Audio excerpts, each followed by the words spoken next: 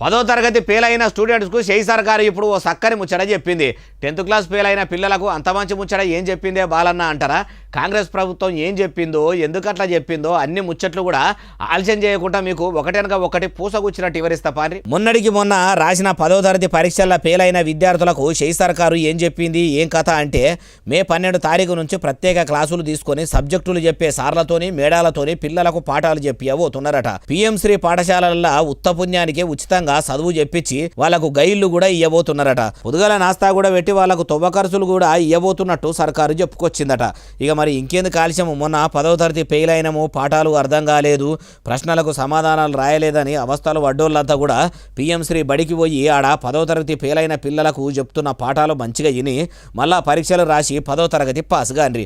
మొన్ననే ఫెయిల్ అయినాము మళ్ళా పాస్ అవుతామా అని ఫిగర్ పెట్టుకోకుర్రి.